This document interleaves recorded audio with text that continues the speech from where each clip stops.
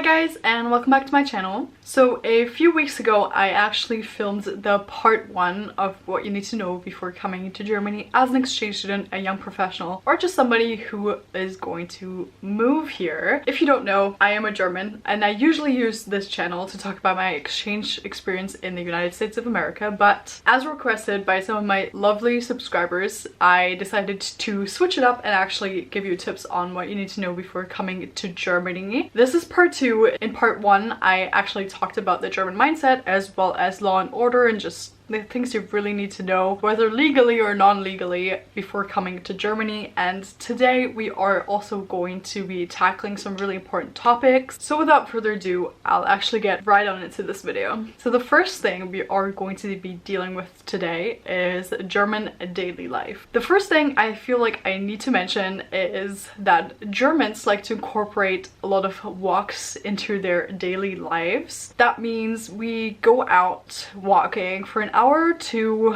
on the weekend or even during the week without any real destination or point to it. We just like to be outside. We usually go either by ourselves to clear our head and to reflect on certain things, or we like to go in little groups to just have chats, just be out in nature, breathe some fresh air. You will always find a lot of walk and pathways through fields in Germany because it is really part of the culture to walk in your free time. So whenever you go out in the fields or through the woods, there is field and wood paths that you can go to. So yeah, definitely, try out that part of German culture and just, invite some friends out for a walk. Another fun fact about Germany, and something that you will learn very, very quickly, is that Germans love their bread. Bread can be found all throughout Germany, and we usually have it for 2 out of our 3 meals a day. So it is very common for Germans to have bread for breakfast, or if you're going to work or to school, it will be a snack. And also you will usually have it at night or for lunch. So Germans have bread for 2 out of the 3 meals, and then they will have 1 cooked warm meal during the day. So that is normal. You might not like it at first and it might take you some time to get used to it, but that is a huge part of German food culture. There is millions of kinds of bread, and at least if you're coming from the US, the bread here is extremely different. So I found that in the US, most bread is quite squishy, so it's more like toast, and it always has a slightly sweet taste to it. German bread is completely different. It's not sweet at all. It's actually really, really stiff. It's really almost hard, but not really. It has a crust. I think that's the best way to describe it. It has a crust surrounding it, which is quite like hard, and the inside is nice and fluffy, but it's definitely not squishy. If you get a bread, you cannot squish it in Germany, which is the biggest difference that I saw between German bread and the US bread, and the taste obviously. So yeah, bread is definitely a huge part of our culture, and you will get to know bread and everything we put on it within the first few weeks. Another thing that you need to know before coming to Germany is that Germany, even though it is a pretty small country, so in comparison, Texas is 3 times the size of Germany, there are millions of accents, at least that's what it feels like, and the accents are quite strong. So if you go to Bavaria, or if you go to the north, or if you go to the east, there are very, very strong accents. So if you have learned German in school, for example, do not feel down because you don't actually understand anybody. It is not because your language skills are bad, it is just because the local accents are really, really, really strong. You will get used to it, but it might take some time. Do not get discouraged, but the good news is once you've actually picked up those accents, it will make your German sound a lot more convincing and a lot more natural, and it is quite a fun part actually. It is part of the culture. It is quite nice being able to identify where somebody comes from just by listening to them speak, and some of the accents sound quite funny, but it is just something to be aware of, that you might have some regional language differences and people definitely sound differently, which I think not a lot of people know considering that Germany is such a small country. Another tip is to never turn down any of your host host grandmother's food, or whenever an older woman offers you food, do not turn it down. It is considered extremely rude by a host grandmother.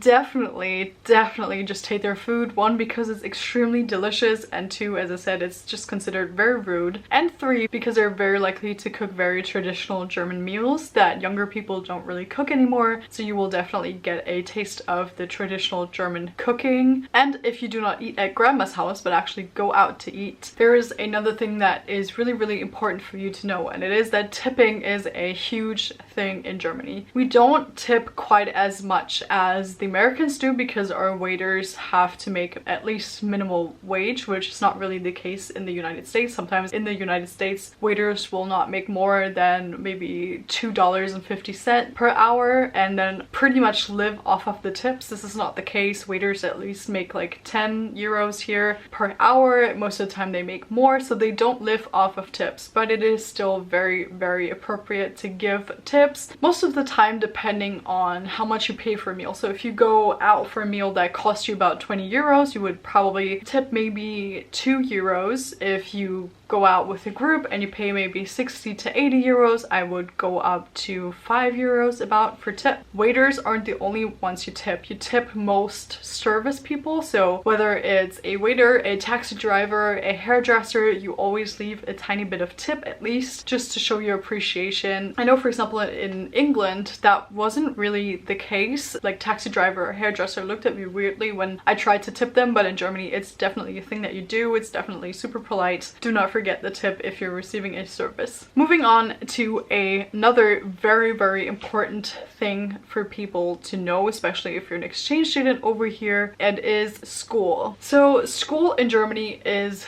very different from the American system. That is the only system I can compare to firsthand, but I know that it will also be very different from other systems around the world and even from other European systems. So what you need to know is that grades 1 to 4 are elementary school, and all kinds of kids will be put together in elementary school. So you go to elementary school from about the ages of 6 to 10, and after that it starts being very complicated. So children are put into 4 different types of schools. There is the Hauptschule, the Realschule, the Gymnasium, and the Gesamtschule. So the Hauptschule is kind of the least challenging school type, then the Realschule is kind of the middle ground, and the Gymnasium is the most challenging of the school systems. And there's also the Gesamtschule, where you actually kind of have bits of all of these school systems meshed together, and you can actually pick and choose your classes. So you might take a higher level English class and lower level math class, or vice versa. That is a huge difference to the US, because in the US mostly all pupils just get put together. In Germany it's separated depending on how fast you can learn and on how much you can learn and how well you do with the stuff that you have to study. That is one difference. Another major difference is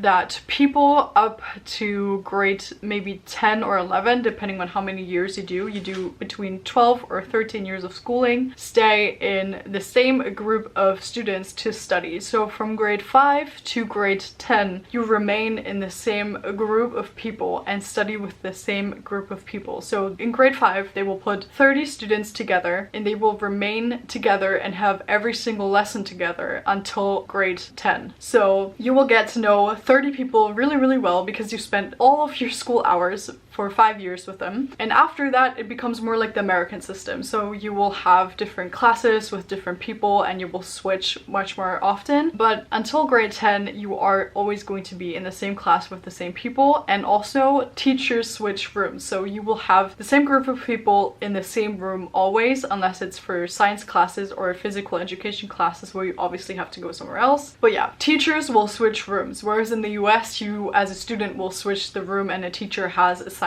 a certain room. So yeah, that is something that's very different. Also, the grading system is very different. So until 10th grade, you will have a grading system of 1 to 6, where 1 is the best grade you can get and 6 is the worst grade. And a 4 is usually the last passing grade, and after like 5 and 6 is quite bad. So if you are a good student, you can expect to receive 1s and 2s, 3s as kind of a signal that you might want to work on these, you know, subjects a bit more. 4s is already pretty bad. 5 and 6, you really have an issue there. Like, you really need to work on it. After grade 10, it actually switches to the grading system of 0 to 15, so it's kind of switched around. 0 is the worst, 5 is the last passing grade, and 15 points is the absolute best. Just be aware of the fact that the grading system is very different. Another thing you might want to know about the German school system is that German pupils learn at least 2 to 3 languages that are not their mother tongue. So I'll just take me as an example. I obviously grew up only knowing German because that is what my parents and my family spoke. I started learning English in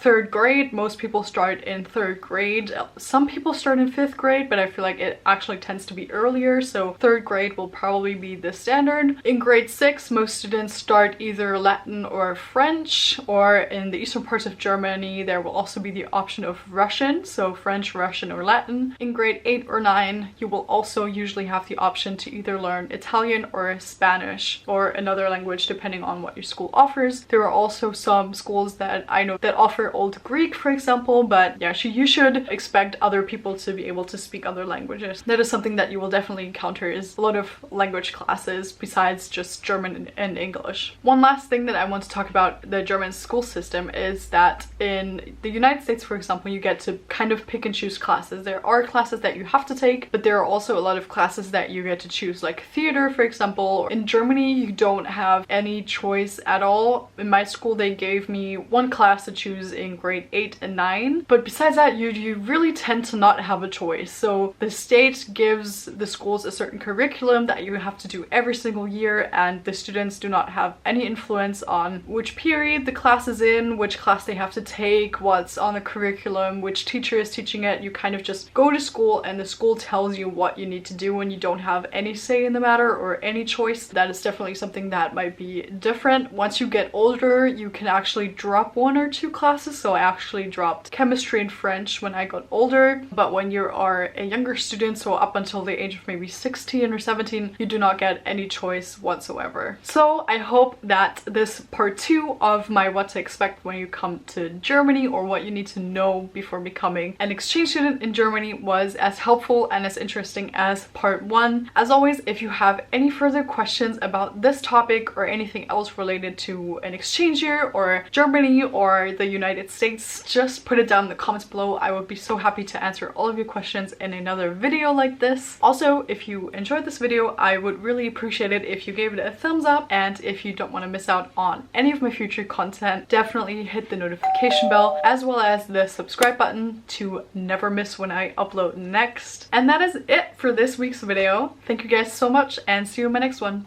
Bye!